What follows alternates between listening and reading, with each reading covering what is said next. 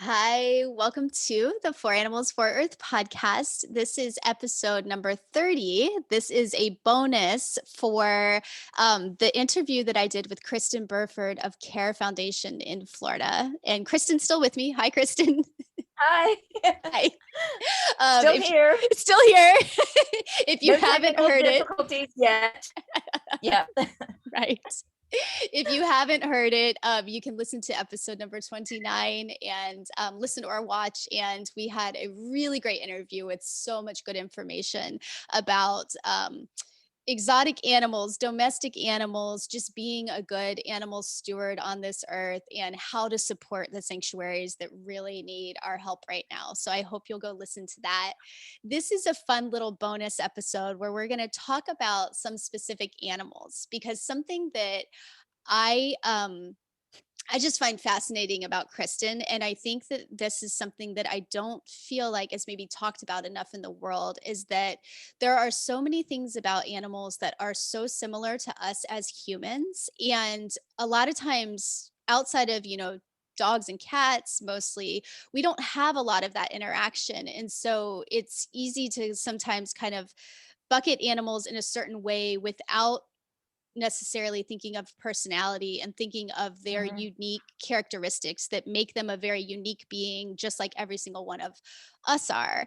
And I think then that causes just kind of different behaviors, such as purchasing fur because you're detached from it, or Mhm. something that's tested on an animal because it's like, well, yeah, it just has to happen, because we're not that familiar with those animals. And Right. so I thought maybe we could talk today just about a few different animals that you help. And I'm thinking of just hitting three questions on each of them, which is one cool thing about this type of animal that we probably don't know, Okay. why this type of animal needs our help, and how we can help. Okay. So Are you going to tell me which animals? yeah. Yeah, you Okay. know what? I'll prompt you. I'll go ahead with a couple, and then if Okay. there's others that you want to cover, we can do that because I Okay. think you know better than me. But one that I thought would be really cool to start with is monkeys, because Mm-hmm. Amos, not Amos. Os, Amos. Famous Amos. Yeah, Amos. Oh my God. Did you hear him? They No. just brought him. He lives in the house at night and he comes in for dinner. He was out all day. I said his name and he just made his happy noise. Oh, I So love let it. me see if he'll do it again. Amos. Famous Amos. Did you hear that? Yeah, I did. It I was did. very I think faint, but so. I think yeah, he's so. all the way in the other room. Yeah, Oh, I he's love very it. reactionary, as you can tell. That's one thing about him.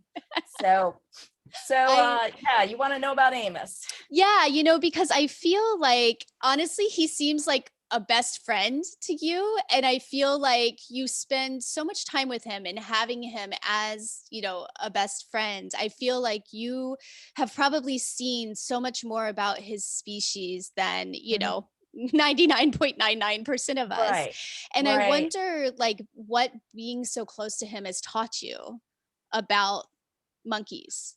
Never underestimate him. Honestly, I had never worked spider monkeys before he came in. He came in as one of the original ones in a horrifying situation. The reason why he comes in every night is because he came from a couple that passed away. He was actually attached to the dead woman, his mom. When he first came in, off and on for about a year, over a year, really, he was having nightmares. So the other monkeys, all four of the monkeys, when we first took them in, had to stay in my house for about 2 months. We had to rig it up because they were scared to death to be outside. And the three little monkeys were kept in bird cages. Each had a little bird cage, and then Amos had a big bird cage. And yeah, Amos had nightmares, and I'd have to get up and rock him. He's genuinely like a toddler.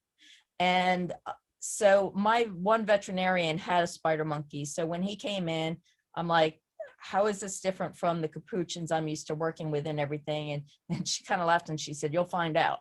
I'm like, great, great.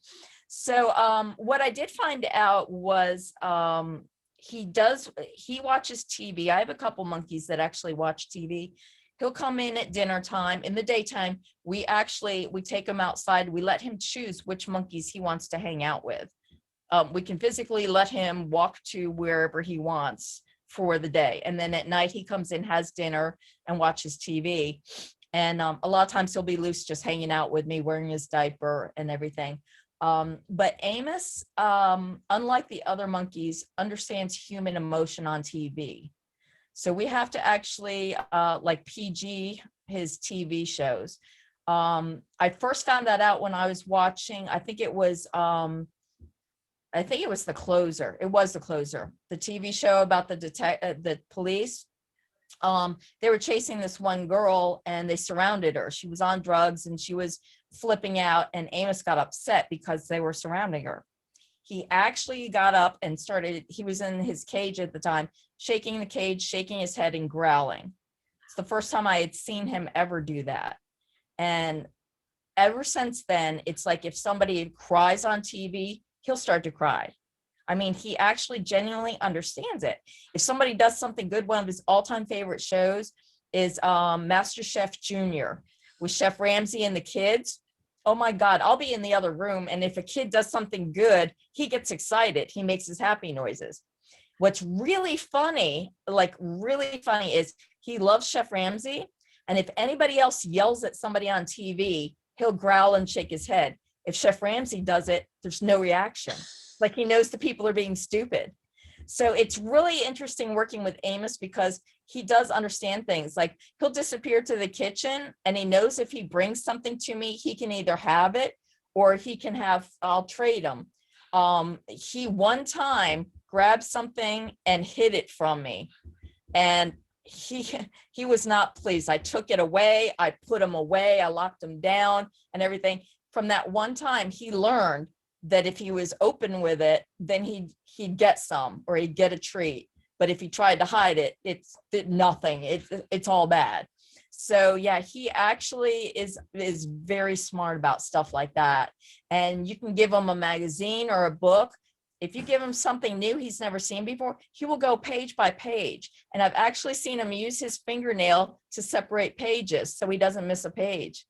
So he's like having a small child around. So that's I had to totally adjust my life, because the first week I had him, I could barely even put him down. And that's why we call him Famous Amos, because the situation was so horrific. It got media attention, and then everybody wanted to come see how the monkeys were doing. And he was like the focal point since, he was so attached, he just latched onto me as his new mom. So yeah.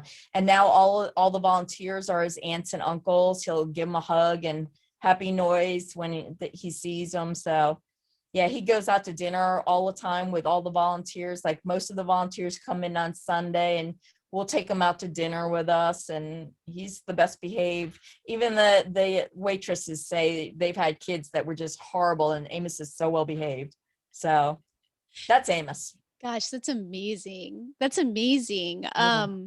So, obviously for his situation, he needed help because he came out of a situation. What would you say is the best way that people can help monkeys? And, he's a spider monkey. I know we've talked Mhm. about like other types of monkeys. Right. Why do they need our help and what could we do? Yeah, the biggest thing right now is the rainforest, the slashing and burning of the rainforest. There's no reason for it. A lot of that is being done for logging, which we can log other places.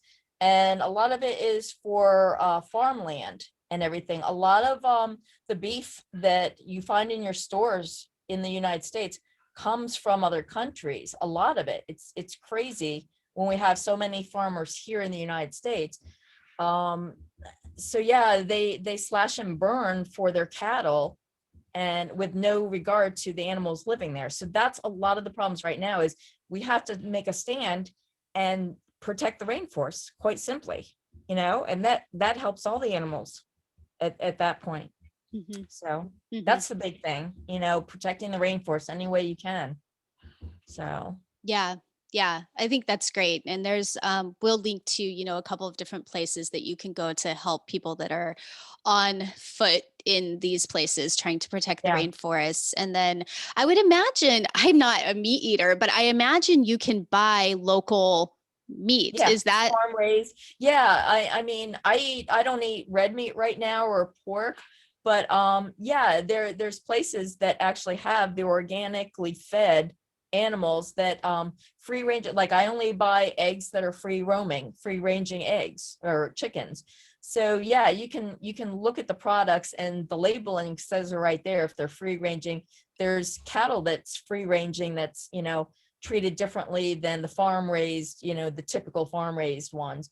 So yeah, I encourage people to look at what they're eating and help the ones that are actually, treating their animals really well, basically. perfect? Yep. Yeah, Yeah. That's great. And that actually helps then local economy and stuff like that too. So right. really good. Absolutely. Yeah.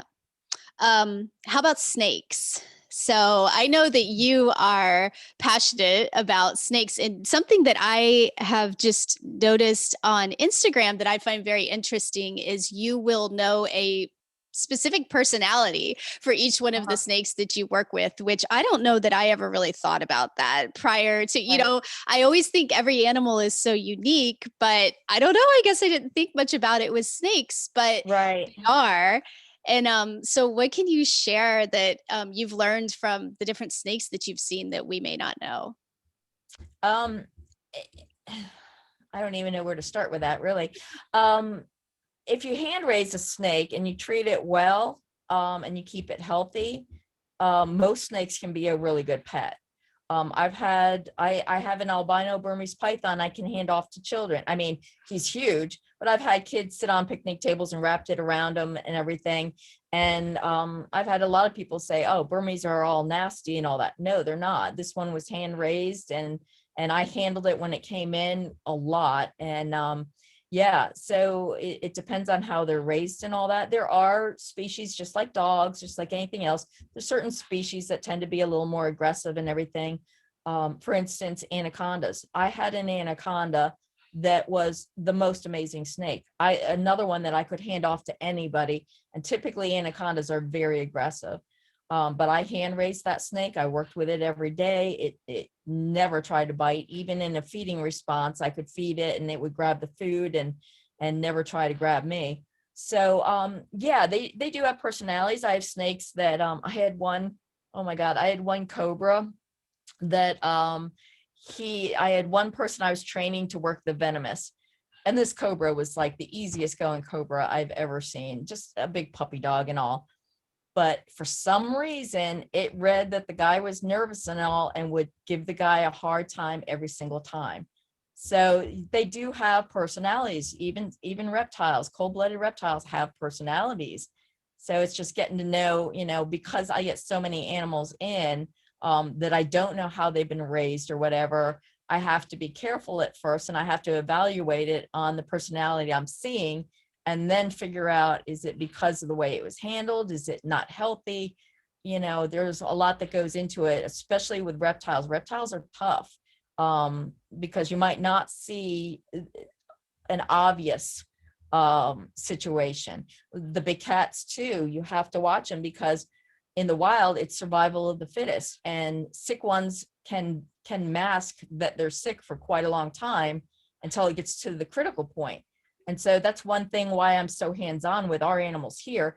I can walk out and look at any one of my animals and see if it's just not right and figure it out. I can usually catch if something's sick right away, but it's because I know these animals. So Yeah, wow. That's really interesting. And it makes me just think of kind of like us as human beings, like we all have all this stuff that's underneath the yeah, surface from our yeah, years of, stuff. And right, it's interesting how, same thing with the animals. Like yeah, I'm just picturing like an alligator somewhere, what they maybe have gone through and has formed right, them into who they are today. exactly. They're just like people in that regard.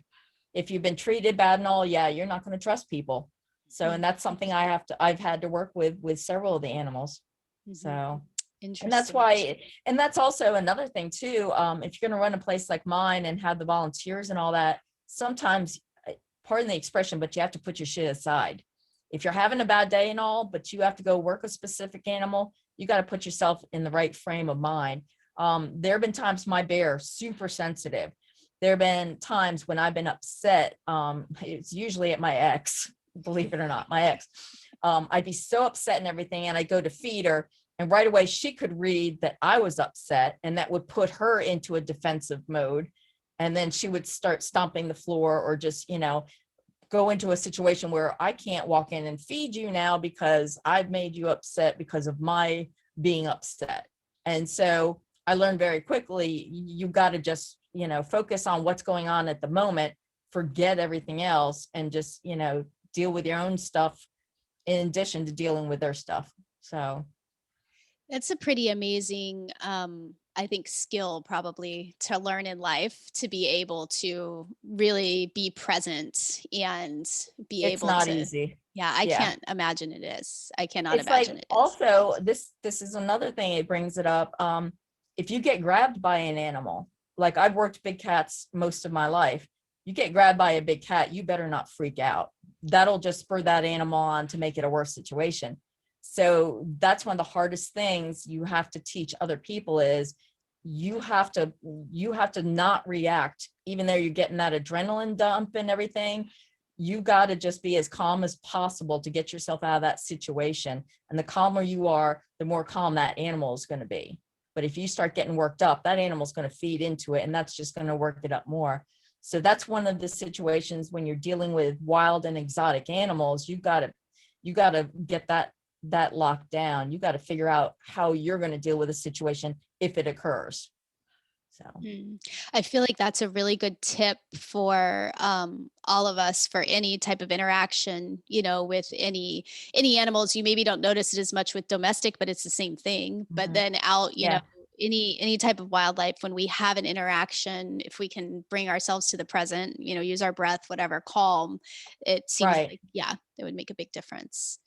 Yeah. What would you say is a way that we could help snakes and other reptiles? Basically just respect them.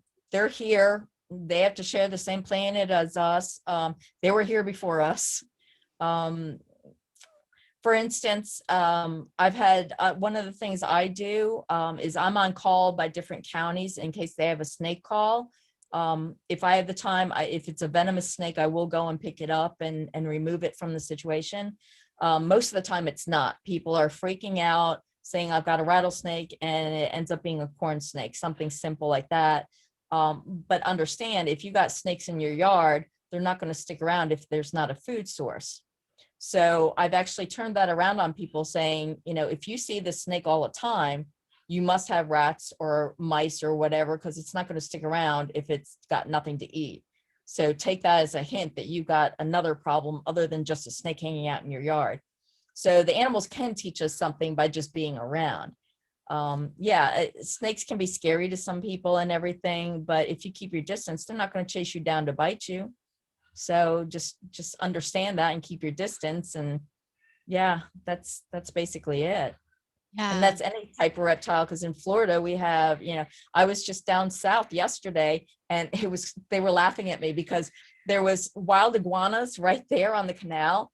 And it's crazy because I've got iguanas, but I still think it's cool, even though they don't belong there. It's still cool. I love the alligators. I've got alligators, but I love seeing them in the wild and everything. But yeah, respecting where they are and how they act. And you don't have to kill something just because you don't understand it or don't like it. There's usually a reason that it's there. So Yeah, that's great. That's great. What other animals would you like to highlight? I don't know. You want to talk big cats? Sure. Yeah. Take your pick. Well, tell me let's start with, I know, because I've heard this from you, but what is a liger? Because that'll be something Right. interesting for people. Yeah. Basically, and this is what I kid about. People call them a liger, and I'm like, no, everybody's got a liger. I've got a liger. Chimera is actually what I call the unicorn of big cats. He's not supposed to exist. His dad was a lion. His mom was a liger, half lion, half tiger. It was thought that the ligers couldn't reproduce. And here, I know Chimera has a brother in, I believe it's Illinois. So yeah, his mom reproduced, and he's 2 parts lion, 1 part tiger. So we have no idea how big he's going to get. I'm thinking he's going to hit 900 pounds easy based on his growth rate so far. Yeah, he's a very cool. He's mainly like a lion. But he likes the water, which is more of a tiger thing. But we had to teach him that too. He didn't know he liked the water till a bunch of us went in the pool. And one of his best buddies is, we call her the sister. It's one of our tigers. They hang out together, and if she's in the pool, a lot of times he'll want to go in the pool and all. So it's kind of the best of both worlds. But yeah, he is going to be a big boy for sure. And he's getting his mane in. We don't know how big his mane is, but he's getting, his mohawk is now real wide, where it was like this little tiny thing. And I say he's going to pretty soon have the Donald Trump comb over, because it's starting to get long. So yeah, he's just a really unique animal, and we're very fortunate that he does have more of the lion personality, which is a very social. They're socially dominant as far as animals go. So they like to have he's got his pride of people, and his one tiger is a part of his pride. So yeah, he's a very cool animal, very smart, very cool animal to work with. Kind of clumsy, but that's because he's growing so fast. So, but he is a sweetheart most of all.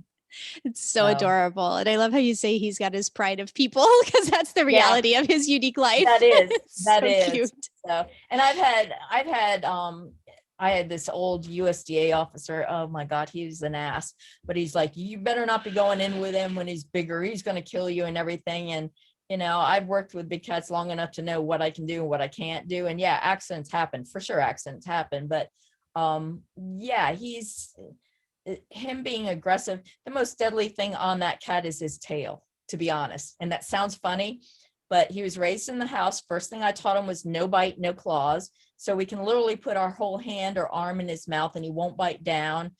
He's never used his claws on us. Very well behaved in that regard. But yeah, he runs around like, you know how puppies run around with their tails up and wagging and all. He'll do that, but his tail is huge. And he actually split my lip one time, gave somebody a bloody nose, gave somebody a black eye, about knocked somebody out. And so yeah, when you watch us in with him, we're always kind of holding his tail and watching his tail, which is really funny considering he's a carnivore, a big cat. So he's got the coolest little personality, the coolest, sweetest, goofy personality. It's amazing. It's amazing. And, you know, it's interesting because he's only that way because his life is so unique, how he's like grown up with you, you know? So it's like, I think a lot of times we see a situation like how comfortable the cats are with you and how comfortable you are with the cats. And it's easy to think, well, that's a norm. Like they're so sweet and cuddly, just like our, you know, I mean, our home cats aren't sweet and cuddly, but you know, you just get this like view that they're somehow sweet and cuddly, but like they aren't at all. You know, it's like it's a very unique situation. So I'm just thinking, I want to point that out, that like your situation is very unique. It's not the norm for a big cat to be comfortable. Right. And like I said, accidents do happen. We have to watch, you know, we have certain things we have to watch for and everything. We have a tiger named Tyrian that was originally raised in the house too, raised the same way and all.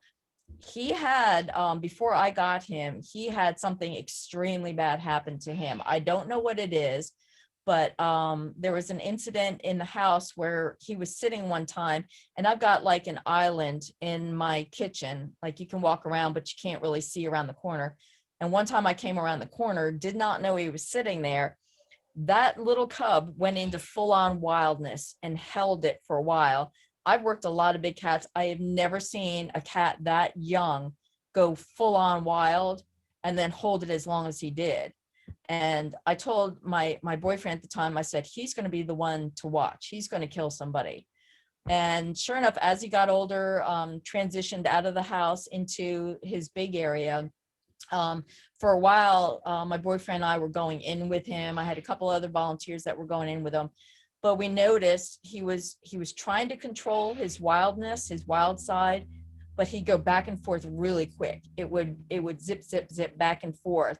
Like he was really trying to be good, but for some reason the wildness would come out. So I had to call it and say, nobody in with him ever again. It's just too much of a risk. So even though he was raised the same way as I raised Chimera and the other tiger, who's an absolute sweetheart, well-behaved, it's something that happened to him before us that he couldn't fully get past.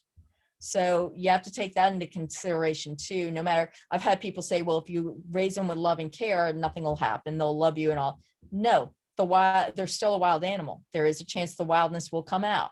You throw a big piece of steak down in front of a tiger, no matter how you raised them, that tiger's going to go off. That's just what they do. So luckily, Chimera, the Liger, the only time we ever see him get possessive is over a deer torso. Like I can walk in, hand him a deer leg, hand him a deer neck, he's fine. The torso makes him absolutely wild. So, and that's something we know. So when we get a deer, and in fact, Fish and Game dropped off a deer yesterday that I'm going to be butchering out. Once I butcher that out and all, before I bring that up there, he's going out in his big play area, and then I'll bring the torso in and then let him in. So yeah, it's a whole different thing, but yeah, it's not just how you raise them. That means a lot, but it's also whatever happened to them before you got them. And yeah, just knowing the animal. It's still a wild animal. Monkeys, a monkey can go off at any time and you might not even know why it's going off. So it's just something that you need to be prepared to deal with if you're going to get that kind of animal. It's fascinating. It really is. It's just so fascinating. Never boring at my place. No, and like you mentioned, you have so many different kinds of animals that, yeah, it's just really, I just want to encourage everybody to go to your website, go to your Instagram page. The website is at CARE Foundation Florida. Okay, let you say it because I'm going to mess it up. The website is the CARE Foundation, all one word, .org, O-R-G. Yeah, and that's actually, we just redid it and it's actually still being built. In fact, I've got a meeting about that Friday. So we're missing a lot of things on there, but yeah, so keep going back and checking because there's going to be changes we're adding to it. So, and I came up with, a friend of mine helped me with a video. When you open it up, it's really cool. I'm a big 6 a.m. fan, the band 6 a.m. And ever since I heard this one song, I envisioned a video for it. And that's what we have on the opening. And it's our tigers and Chimera, the Liger, out playing and everything. It's really cool. So definitely click on the music part and watch that because you'll be amazed at how these tigers can move and how they are out in the big play area. So definitely awesome. Check that out. That's really awesome. I do the Instagram and we talked about that in the broadcast. Yeah, I have a lot of fun with that. So yes, you get to see a lot of things that most people don't get to see because I live on property and I know all the animals so well. Yeah, that's so true. And that one you can find at CARE Foundation Florida on Instagram. Correct. We'll have links to everything. You have a YouTube channel as well, right? Actually, ironically, we just started one. Okay. A friend of mine, actually, I don't know if you follow Monkey Boo on Instagram. Does that sound familiar to you? No. We are now officially a part of the Monkey Boo crew. Monkey Boo is a monkey that he's a YouTube and Instagram celebrity, you might say. And his owner and I started talking and we got to be good friends. And in fact, hopefully in a week or so, they're going to be coming down. Pete, the guy that owns them, has just bought a mobile home, like a Winnebago. I'm calling it the Winnebago. So he'll actually be bringing the 3 monkeys. He owns 3 monkeys himself. And then his friend has Ollie, the monkey. But they'll be coming down, spending time with us. And he just started doing our YouTube channel. So yeah, you can check that out now because we're actually getting that going. And while he's here, we're going to be shooting a lot of video and doing interviews and stuff like that, sharing experiences because yeah, he's been all over the place with Monkey Boo, and Monkey Boo is hilarious. I mean, there's one video he put up of Amos having a picnic with Monkey Boo. And it happens fast, but if you watch it, it is so funny. This is what I'm talking about, the different personalities of monkeys and all. The picnic was going great. And then Pete offered, out of Monkey Boo's lunchbox, offered Amos something. I don't remember what it was, but it was a piece of food. And Monkey Boo got ticked off and actually picked up a tomato and threw it at Amos. And then Monkey Boo, just to make it worse towards Pete, got in my lap and cuddled with me. So the video is hilarious. I mean, I was sitting there and I didn't catch as fast as it happened. I didn't realize Boo actually threw the tomato at Amos. I just saw, all of a sudden, but it was hilarious. So yeah, check out the YouTube channel too. That So is so funny. Oh my gosh, yeah, so many good places for people to go. So we'll have everything linked. Thank you fantastic. so much. Thank you so much for taking the time to share all of this with us. I think it's really neat to get a glimpse into your life there, and I hope people, if you're listening to the bonus episode, I hope you'll go back and listen to the beginning of the original episode, because in there we talk about ways that you can go and visit Christin's property and support her, and also get to see all of these animals that we're describing. It's just such a great opportunity to be able to get a glimpse into your life and into those animals' lives today, as well as to be able to visit you. So Yeah. I hope people will take you up on it, on the offer to come there and visit. Oh, thank you so much. And word of mouth means a lot to us. So yeah, everybody, if they'll just pass on the information, and anybody that's an animal that loves animals, definitely check out our stuff out. And we support other groups too, as we were talking about in the podcast. I've got my sister's sanctuaries and all that. So yeah, we all help each other and check everybody out, and a lot of fun. Awesome. Thank you so much. Bye, Thank guys. you. Bye. Bye. Take care.